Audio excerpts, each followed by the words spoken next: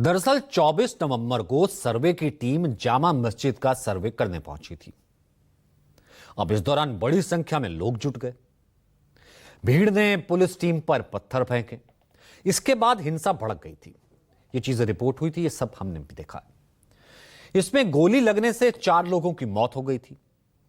हिंसा के बाद पुलिस ने 3 महिलाओं सहित 79 उपद्रवियों को गिरफ्तार किया था। इस मामले में सपा सांसद जियाउर रहमान बर्क, सपा विधायक इकबाल महमूद के बेटे सुहेल इकबाल और कुल 40 लोगों के खिलाफ नामजद और 2750 अज्ञात लोगों के खिलाफ एफआईआर की गई थी। इस रिपोर्ट के बाद अब सपा सांसद बर्क की मुश्किलें बढ़ सकती हैं। हिंसा के बाद एसआईटी ने 1100 पन्नों की चार्जशीट दायर की थी, जिसपे सपा सांसद जियाउर रहमान बर्क सहित 23 लोगों को आरोपी बनाया गया था। हालांकि सपा विधायक के बेटे सुहेल इकबाल का नाम चार्जशीट में शामिल नहीं था। जामा मस्जिद के अध्यक्ष जफर अली को भी संभल हिंसा का आरोपी बनाया गया था, जिसके बाद 23 मार्च को मस्जिद के सदर जफर अली को गिरफ्तार भी किया गया। पुलिस ने भीड़ को भड़काकर दंगा कराने के आरोप में जफर अली को उसके घर से उठाया था, लेकिन जफर अली को 24 जुलाई को कोर्ट से जमानत मिल गई। रिपोर्ट में कहा गया है कि हिंसा के साजिशकर्ताओं को यह पता था कि वहां सर्वे होना है। प्रशासन ने संभल जामा मस्जिद के प्रबंधन को इसकी जिम्मेदारी दी थी। संभवतः वहीं से सर्वे की बात लीक हो गई, भीड़ उग्र हो गई। इसके बाद हिंसा हुई। इसके बाद से मुख्यमंत्री योगी आदित्यनाथ कई बार संभल का जिक्र कर चुके हैं। चंद मुट्ठी भर आक्रांता आकर के भारत को पद्दलित करने का दुस्साहस नहीं कर पाते। भारत के वीर योद्धाओं ने रौंद डालते, लेकिन हमारी आपसी एकता में बाधा पैदा करने वाले लोग वे सफल रहे। और उन्हीं के जो जीन्स है वे आज भी हैं, जो जाति के नाम पर राजनीति करके सामाजिक ताने बाने को छिन्न भिन्न करने का प्रयास कर रहे हैं। दुश्मन बगल के देश में किस प्रकार का कृत्य कर रहे हैं, याद रखना। किसी को अगर गलतफहमी हो, 500 वर्ष पहले बाबर के एक सिपह सालार ने जो काम अयोध्या में किया था, जो काम संभल में किया था, और जो काम आज बांग्लादेश के अंदर हो रहा है, तीनों की प्रकृति, तीनों का डीएनए एक जैसा है। गलतफहमी में मत रहना। अगर कोई ये मानता है कि वो बांग्लादेश में हो रहा है, तो यहां भी बांटने वाले तत्व उनके लिए बेट बनकर के खड़े हो रखे हैं। अब सवाल यह है कि क्या सिर्फ हिंदू मुसलमान की राजनीति से ही भला होगा? अगर हां, तो फिर विकास के उस नारे का क्या, जिसे मोदी सरकार का पहला मंत्र कहा जाता है? सुनिए।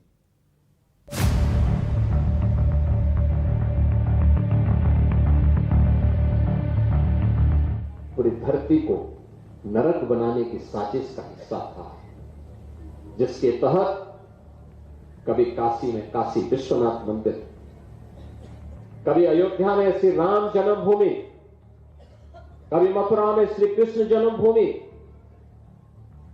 कभी संभल में कल के अवतार की हरिहर भूमि, कभी भोज में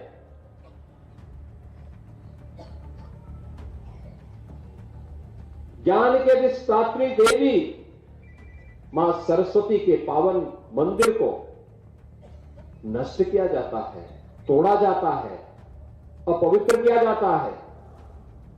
इन मंदिरों को तोड़ने से कभी सोमनाथ का मंदिर अपवित्र किया जाता है। इन मंदिरों को तोड़ने से उनका कुल और वंश ही नष्ट हुआ होगा। इन मंदिरों को अपवित्र किया है। ये फैले फुले नहीं होंगे कि दुनिया के अंदर अगर विश्व शांति की स्थापना करनी है, तो यह सनातन धर्म ही उसको कर सकता है। मंदिरों के उत्थान से किसे परहेज है, लेकिन विकास के उस नारे का क्या जिसे मोदी सरकार का पहला मंत्र कहा जाता है। दिल्ली से लखनऊ तक लगाया जाता है सुरक्षा की उस गारंटी का क्या जो हर मन से दी जाती है। संभल में हिंदुओं के पलायन का जिम्मेदार कौन है।